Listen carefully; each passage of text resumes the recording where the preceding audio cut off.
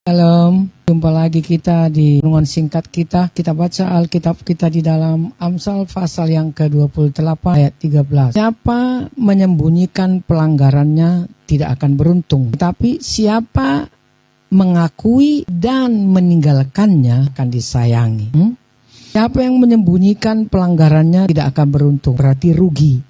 Tetapi siapa yang mengakui semua pelanggarannya dan meninggalkannya akan disayangi. Ada seorang pria yang mengaku orang percaya, anak Tuhan, dan dia memiliki kebiasaan buruk untuk berzina. Dia ada di gereja, dia aktif ke gereja. Jadi ketika dia pergi bertugas ke luar kota, dia pun jajan di sana. Sudah tahu lah ya maksudnya jajan ya. Rupanya pada waktu yang bersamaan dia bertemu dengan seorang aktivis gereja, bapak-bapak, dan dia sangat dihormati di gereja, terkenal baik, terkenal ramah. Tapi rupanya dia bertemu dengan seorang ini yang saya katakan tadi di sana. Setelah itu selesai adegan mereka duduk dan berbicara. Dan sang bapak ini tadi berkata begini, dia mengakuinya pada orang muda ini, berkata begini, memang pada waktu aku di gereja mendengarkan puji-pujian, mendengarkan firman Tuhan, aku sangat menyesal dan aku sangat malu terhadap diriku sendiri. Jadi dia sangat menyesali perbuatannya.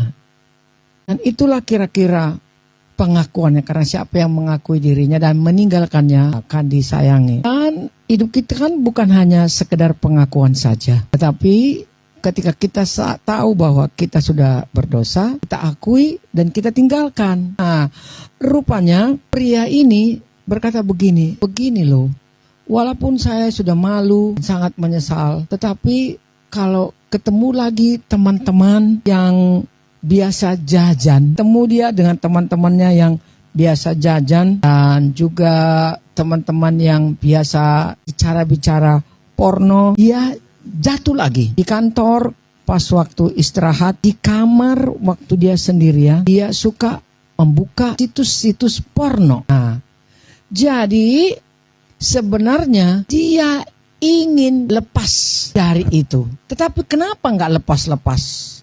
Kan tadi kalau dia mendengarkan firman Tuhan dan bernyanyi di gereja, dia menyesal dan malu kepada dirinya sendiri. Tetapi ini terjadi berulang lagi. Karena apa?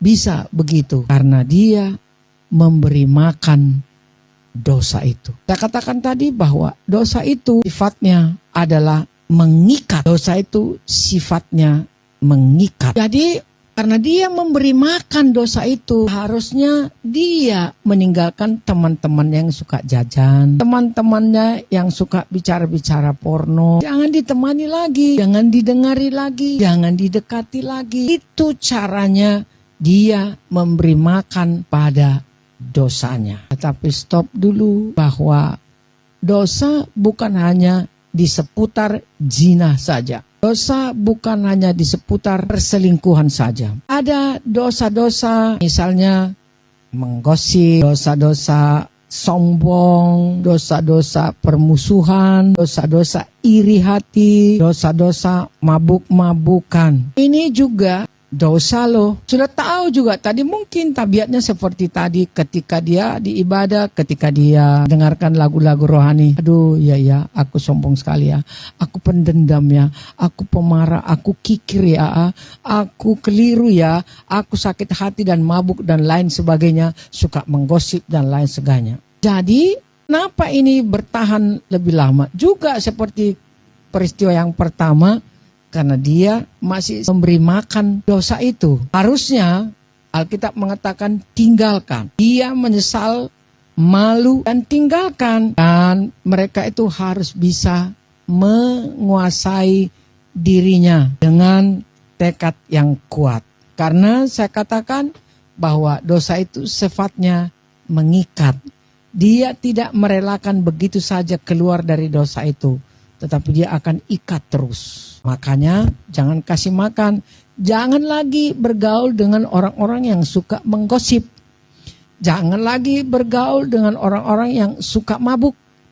Jangan lagi bergaul dengan orang-orang yang suka berkelahi, suka memfitnah, orang-orang yang sombong, ada orang iri hati.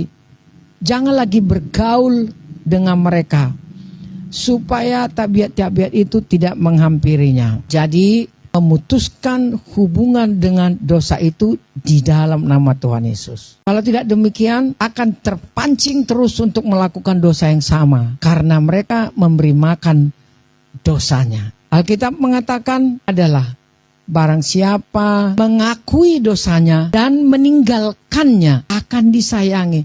Harus ditinggalkan di dalam nama Tuhan Yesus.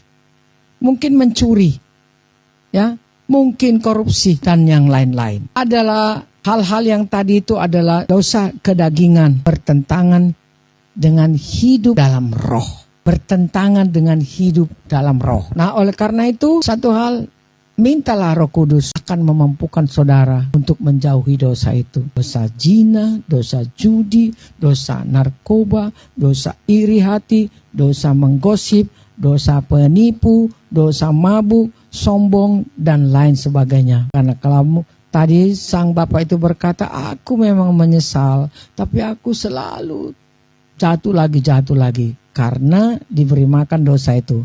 Menyingkirlah, tinggalkanlah, jauhilah di dalam nama Tuhan Yesus oleh pertolongan Roh Kudus.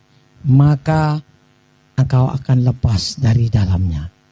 Dengan kekuatanmu sendiri tidak bisa. Saya ulang lagi. Dosa itu sifatnya mengikat, menjerat, tidak mau melepaskannya. Tetapi dengan pertolongan Roh Kudus dalam nama Tuhan Yesus, Anda bisa bebas dosa apapun itu. Tipu-tipukah, bohong-bohongkah, tidak taatkah, tidak setia, dan lain sebagainya.